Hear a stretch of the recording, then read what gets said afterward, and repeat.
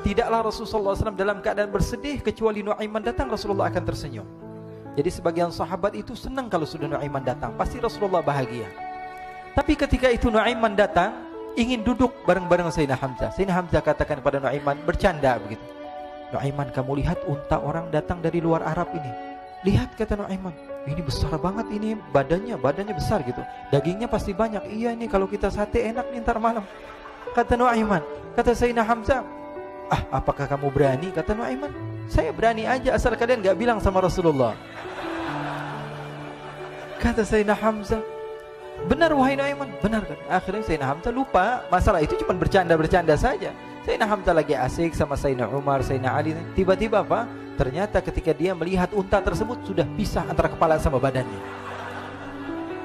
Nuaiman mengatakan, wahai Hamzah, ini unta saya sudah potong, saya mau pergi sebentar. Kalau Rasulullah cari saya, tolong jangan beritahu di mana saya. Nanti kalau keadaan sudah aman, mari kita nyate bareng-barengan. Diriwayatkan oleh Imam Ahmad bin Hanbal dalam musnadnya bahwa ada seorang laki-laki yang bernama Nuaiman. Ini Nuaiman, di kehidupan Rasulullah SAW ada orang yang seperti itu gitu. Orang yang sering minum minuman keras. Rasulullah SAW marah, murka. Rasulullah kalau yang berhubungan dengan Rasulullah tidak marah. Tapi kalau sudah berhubungan dengan agama, Rasulullah SAW adalah orang yang paling marah, orang yang paling istiqamah dalam kebenaran. Maka Rasulullah panggil Nuaiman, apa yang kau lakukan? Dia katakan, aku minum minuman keras ya Rasulullah. Rasulullah cambuk dia. Kemudian dia bertobat kepada Allah. Kemudian ketahuan lagi minum. Kemudian dicambuk lagi oleh Rasulullah SAW, sehingga sebagian sahabat memukul dia dengan pukulan yang banyak. Sehingga apa yang berlaku? Sebagian sahabat mengatakan, la'natullahi ala Nuaiman.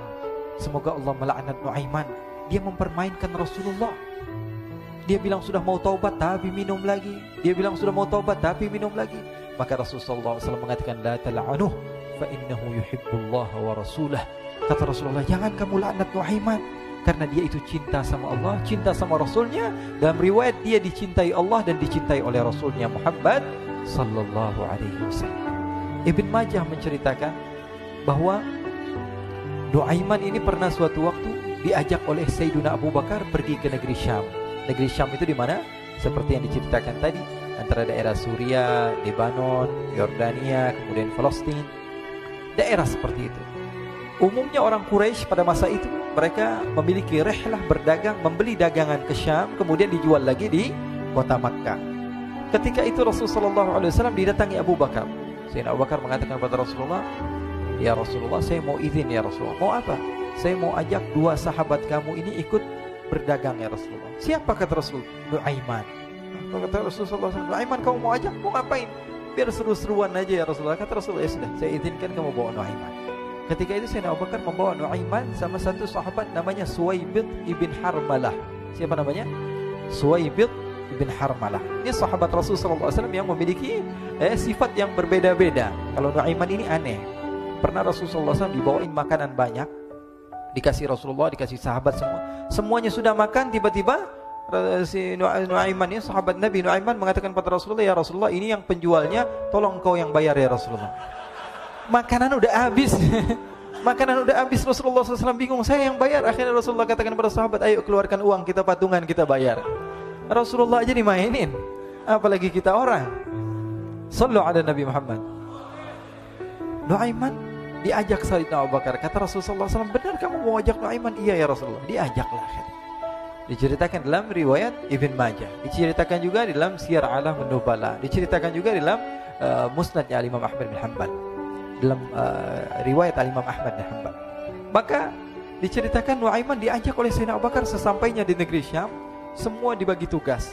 Fulan bin Fulan kerjaannya ini, Fulan bin Fulan kerjaannya ini, semua memiliki kerjaan. Nuaiman tanya, wahai Abu Bakar, kerjaannya saya apa wahai Abu Bakar?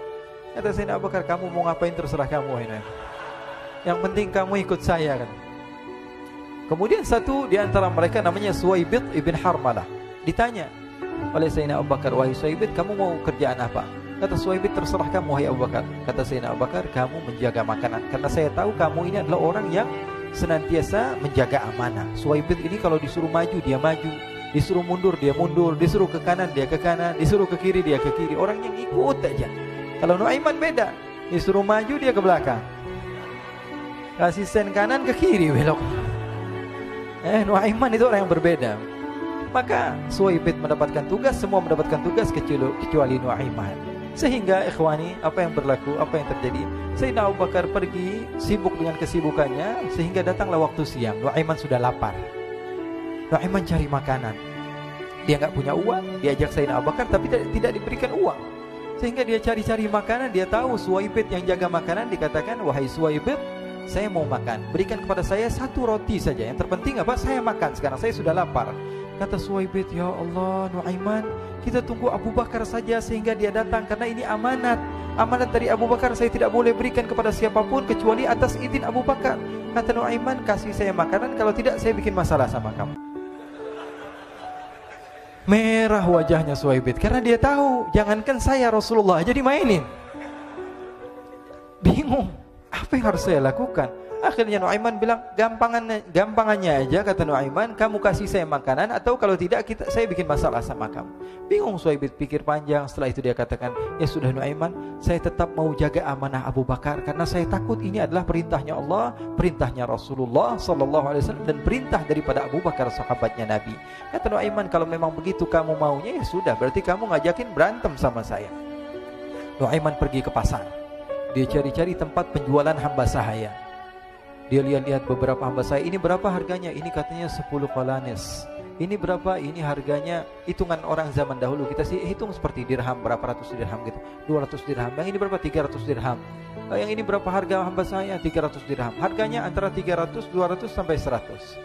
Kemudian Nuaiman mengatakan kepada penjual hamba sahaya tersebut, "Saya punya juga hamba sahaya, tapi saya jual cuma 20 dirham saja, murah." Katanya, "Apa benar ada hamba saya harganya segitu?" "Iya, karena dia punya aib, ada kekurangan." "Apa?" "Nanti kalau kalian tangkap, dia bakalan teriak, saya ini bukan hamba sahaya tapi orang merdeka." Akhirnya semua orang berkumpul mau beli. Ini Nuaiman sama Nuaiman diajak ke Suwaibid bin Harmalah tadi. Kata Nuaiman, "Itu ada orang yang berdiri sedang menjaga makanan, itu hamba sahaya saya, tangkap saja." "Oh baik." Diberikan uang 20 dirham, dimasukkan oleh Nuaiman ke kantongnya, kemudian Suwaibid ditangkap. Ketika ditangkap, Suwaibid teriak, "Saya bukan hamba saya orang merdeka." Maka orang-orang tersebut mengatakan, "Saya sudah tahu kekurangan kamu. Ini memang kekurangan kamu, memang kamu, tapi saya tidak perlu dengan bacot kamu, yang penting kerjanya kamu gitu. Ya kan hamba saya untuk apa? Untuk kerja, mau dia ngomong apa, mau ngomel terserah, yang penting dia mau kerja." Akhirnya ditangkaplah Suwaibid dan dijual di pasar. Nuaiman punya uang banyak ini. Dia beli makanan, dia beli minuman, dia beli hadiah buat Rasulullah. Dia beli macam-macam di negeri Syam ini. Waktu itu adalah superpower, adidaya Romawi. Pada masa itu semua barang mahal, tapi Nuaiman banyak uangnya. Dia belanja ini, belanja itu, sehingga Sayyidina Abu Bakar pun pulang. Ketika Sayyidina Abu Bakar pulang, Sayyidina Abu Bakar cari, mana ini Suwaibid? Kita semua sudah lapar. Kata Nuaiman dengan mudahnya dia mengatakan, "Sudah saya jual wahai Abu Bakar." Maka Sayyidina Abu Bakar bertanya, "Apa yang kau lakukan wahai Nuaiman?" Diceritakan oleh Nuaiman dengan jujur. Nuaiman ini orangnya apa adanya, tapi nyusahin. Saya jual. Akhirnya dibawa oleh Nuaiman, Sayyidina Abu Bakar pergi ke mana?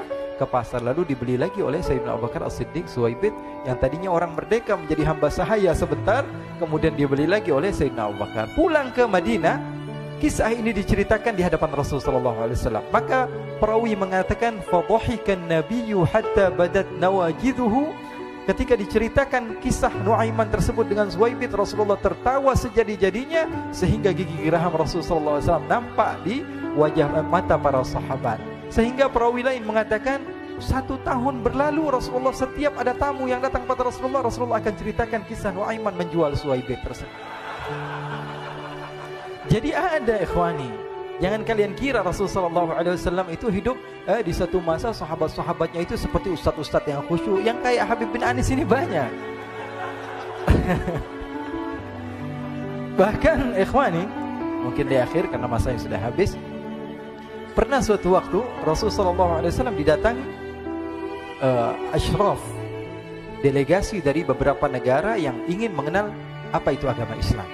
Sehingga mereka datang ke rumah Rasulullah SAW membawa unta, kendaraan yang ketika itu kendaraan yang paling mahal mereka miliki, itu untanya yang paling mewah. Diikat di depan rumah Rasul sallallahu alaihi wasallam. Tamunya pun masuk, duduk bersama Rasul sallallahu alaihi wasallam. Di depan rumah Rasul sallallahu alaihi wasallam ada beberapa sahabat. Ada Sayyidina Hamzah. Kalian tahu Sayyidina Hamzah adalah orang yang pemberani. Ada Sayyidina Umar. Kalian tahu Sayyidina Umar adalah orang yang pemberani. Ada Sayyidina Ali bin Abi Thalib. Ada Sayyidina Sa'ad bin Abi Waqqas. 4 sahabat ini lagi nongkrong gitu depan rumahnya Rasul sallallahu alaihi wasallam, berjaga sebelum Allah Subhanahu wa taala turunkan ayat wallahu ya'simuka minan nas. Ketika mereka sedang asyik duduk, tiba-tiba Nuaiman datang. Ini Nuaiman kalau datang pasti bikin sesuatu yang aneh. Bahkan dikatakan tidaklah Rasulullah SAW dalam keadaan bersedih, kecuali Nuaiman datang Rasulullah akan tersenyum.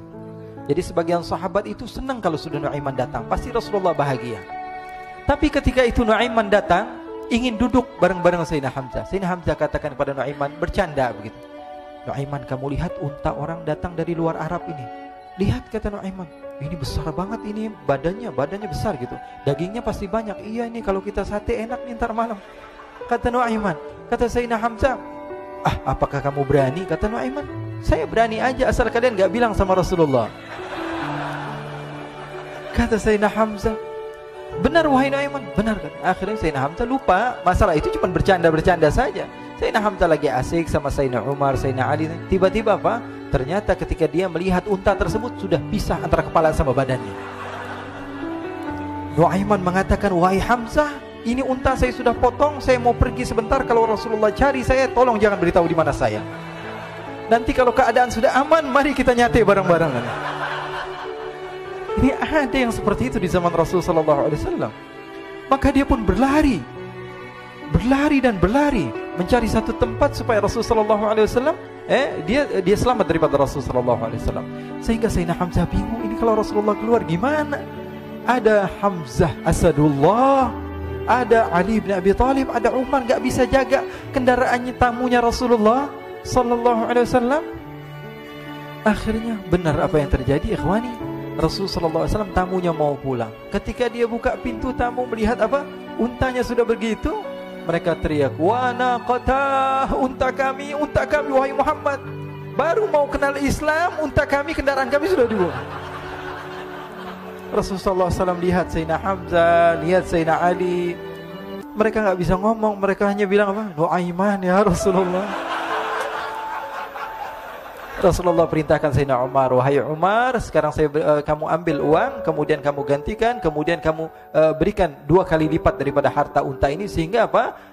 Agama Islam tidak didengar dengan sesuatu yang tidak baik di luar sana. Akhirnya diberikan harta, diberikan unta yang baru dan diberikan harta yang lebih untuk orang tersebut, sehingga orang tersebut tidak menjelek-jelekan agama Islam. Kata Rasulullah SAW, dan sekarang waktunya kita balas dendam sama Nuaiman. Nuaiman ternyata berlari tempat yang jauh sampai hampir keluar dari kota Madinah. Dia dapatkan seorang sahabat Nabi yang hadir juga dalam peperangan Badar, namanya Al-Miqdad bin Al-Aswad. Siapa namanya? Al-Miqdad bin Al-Aswad ketika itu sedang menggali sumur. Ketika sedang menggali sumur, Nuaiman datang. Nuaiman katakan kepada Miqdad, wahai Miqdad, wahai sahabat Rasul, kamu orang yang hadir dalam peperangan Badar, kamu adalah orang yang hebat. Dipuji-puji sama Nuaiman. Ada maunya ini. Akhirnya dia bilang, wahai Miqdad, tolong saya. Kenapa wahai Nuaiman, kamu ini kekasihnya Rasulullah, orang yang disayang sama Rasulullah. Kenapa? Saya ini sedang dikejar-kejar orang jahat. Tolong selamatkan saya. Saya pengen masuk ke dalam sumur, boleh atau tidak? Kata Miqdad, siapa yang mengejar kamu? Pokoknya saya dikejar sama orang-orang. Kamu mau atau tidak selamatkan saya? Ya sudah, selagi kamu itu adalah sahabat Nabi, silahkan kamu masuk. Masuk akhirnya Nuaiman ke dalam sumur tersebut. Lalu Nuaiman mengatakan, wahai Miqdad, dia keluar lagi. Nanti kalau ada yang cari saya, tolong jangan beritahu saya di dalam sumur ya. Kata Miqdad, baiklah. Kata Nuaiman, siapapun yang bertanya tentang saya, kamu tidak akan kasih tahu. Iya, kata.